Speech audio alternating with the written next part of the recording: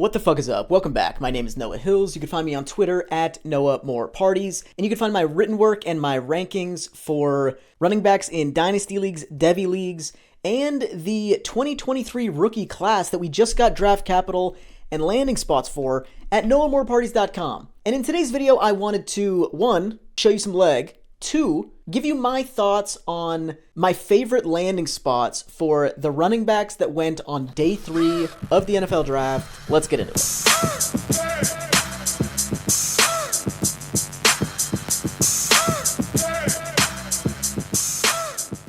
Number 1, clearly the biggest winner of these running backs on day 3 was Roschon Johnson. He got selected by the Bears in the 4th round, pick 115 overall, taken nearly 30 picks before any of the other running backs who went on day 3. Like, he was just obviously the RB1 for the NFL on day 3 at least. And he ends up in a spot where David Montgomery is gone, Khalil Herbert is there, and he's been one of the most effective runners in the league on a per carry basis in each of the last 2 seasons, especially last season from like an explosive output standpoint. Just super efficient last year. I think he averaged close to 6 yards per carry. I think it was like 5.67 yards per carry. Ridiculous. Khalil Herbert is a beast on a per touch, per carry basis. D'Onta Foreman is also there. He is a quality runner. Really nice story from him coming back from the Achilles tear. He was productive last season with the Panthers. Not incredibly efficient, but he's a fine player as well. But I think Roschon Johnson fits really nicely here because he matches up really well stylistically. You know, he's really stylistically similar to David Montgomery, who was the lead back here for the last, 3 or 4 years, is now in Detroit. And he just has a more complete skill set than any other running back on this roster. D'Onta Foreman is a 2-down runner. Khalil Herbert is a smaller guy than that, but he's explosive, but he's not much of a pass catcher either. I think he has 20, 25 receptions in his NFL career.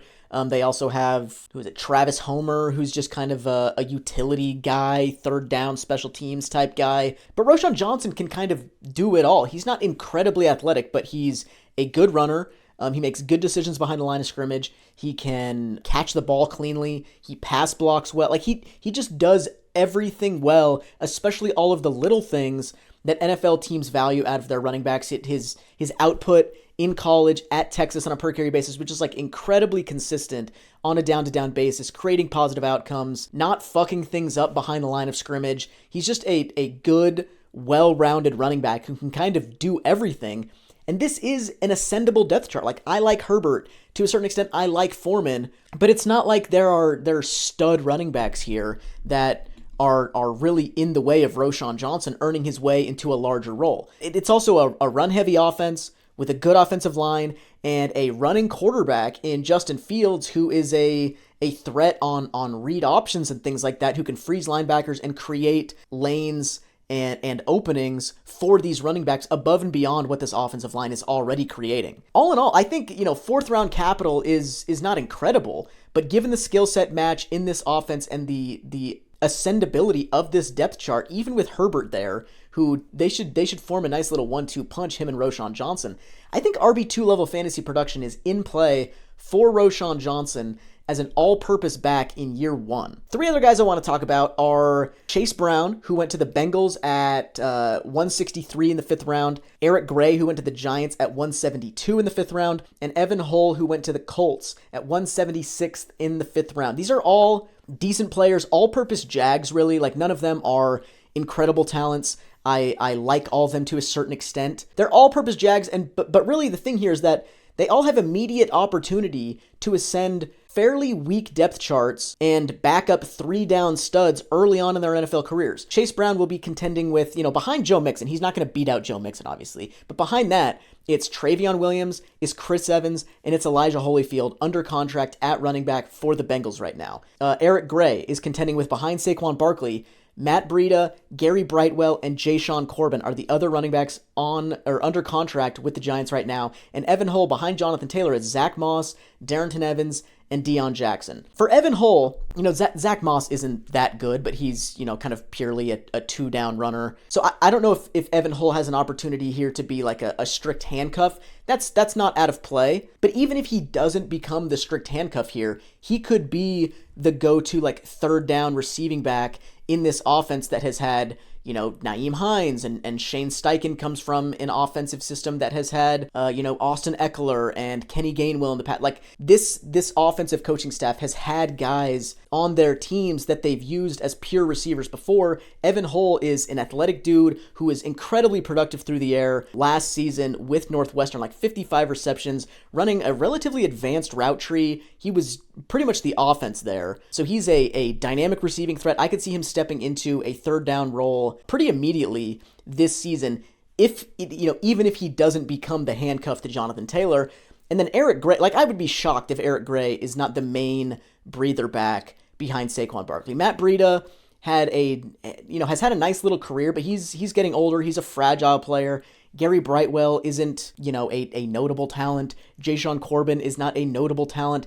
Eric Gray can do everything decently well. He can catch passes. He can make guys miss. He can run outside and between the tackles at a competent level. He's not an incredible talent, but he's a decent little player in kind of all facets of running back play. I would be shocked if he's not the main guy behind Saquon Barkley. Saquon Barkley's had his own kind of health issues. I'm not predicting injuries for him, but you can't rule out injuries for any running back. So there's a possibility that Eric Gray is the starting running back for multiple games for the New York Giants this season. You have to be interested in him. Similar thing with Chase Brown. He has the highest immediate upside of these three guys, given the quality of the Bengals offense, but Travion Williams, I think, was a similar prospect to Chase Brown back in the day. Chris Evans was kind of a similar prospect to Chase Brown back in the day. Neither of those guys have really done much in the NFL beyond be rosterable players, which is an accomplishment in and of itself, but from a, production standpoint, they haven't done much. Chase Brown is athletic. He can catch passes just fine. He ran efficiently at Illinois. He's a fine player who has an all-purpose skill set where he just does everything pretty well. He could be the direct handcuff to Joe Mixon as well as the breather back. And if Mixon were to miss time, we've seen Samaje Perine be productive in that role. We've seen Giovanni Bernard be productive in that role. The next guy in line for that could be Chase Brown. That's very interesting. And the last guy I want to talk about, you already knew who it was going to be. Zach Evans with the Rams in the 6th round at pick 215. The free fall here was always a possibility given the lack of production, the nebulous character concerns, kind of the injury concerns and things like that. But on the field, Zach Evans is one of the most talented players in this running back class, in my opinion. Cam Akers had a really nice finish to last season. He strung together like 3 straight 100-yard rushing games, I think. At the end of the season, he kind of had finally put it all together as being both an efficient runner on a down-to-down basis and a consistent runner on a down-to-down basis. He was a quality runner of the football, really for the first time in his career last season. And it's tough to feel confident in Sean McVay's decision-making processes with running backs really at all.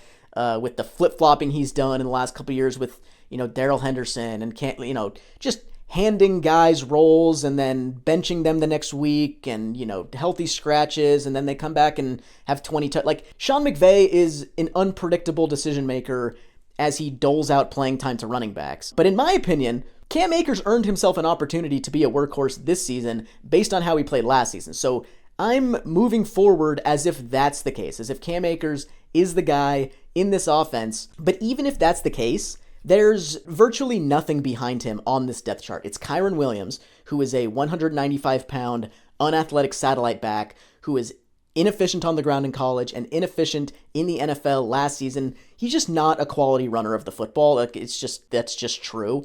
And then there's Ronnie Rivers, who himself is a sub 200-pound satellite back, undrafted last year, not really much to speak of there. And then they have Tyon Evans, who signed after the draft as an undrafted free agent this year, who's a kind of a pure 2-down runner. I'm a fan of his talent. He's interesting in this spot, but Zach Evans is going to get the first shot here as a guy who actually got drafted and is a former 5-star recruit. He has traits and abilities that the other guys behind Cam Akers just simply do not have. He's just clearly the best talent in this backfield behind Cam Akers. This is the perfect situation for a guy like Evans to immediately claim the RB2 spot behind a guy who isn't as established as the Joe Mixon, Saquon Barkley, Jonathan Taylor type guys that Chase Brown, Eric Gray, and Evan Hull have the opportunity to back up. So I would be shocked if Zach Evans isn't the RB2 in this offense on day one. I don't know who else it would be unless they sign, Leonard Fournette or Ezekiel Elliott or somebody like that, Kareem Hunt, I guess. But if they move forward without making some splashy signing in free agency like that, Zach Evans is probably going to be the RB2 behind Cam Akers on day one, and from there, anything can happen. Akers could get hurt, in which case Evans is now the starting running back on an NFL team. They could split time. Akers could draw the ire of Sean McVay again, and maybe they pivot to Zach Evans for a couple weeks. Who knows? But this is a situation where this is a zone scheme team that fits Zach Evans' skill set well with a smart coaching staff. Not a great offense at this point in time, given, Matt Stafford's old, the offensive line's not that good anymore, blah, blah, blah. But based on opportunity and the talent level that I think Zach Evans has, this is a beautiful spot. Anything can happen in the NFL when you just get shoved into an RB2 spot, and I think that's what happened here. So Roschon Johnson, beautiful spot. Chase Brown, Eric Gray, Evan Hull, opportunity to be the handcuffs to stud running backs in some cases quality offenses. And Zach Evans fell in the draft, but found himself in a nice spot for immediate opportunity. Thanks for watching. Hit like, hit subscribe. Catch me on Saturday. Have a good week. Peace.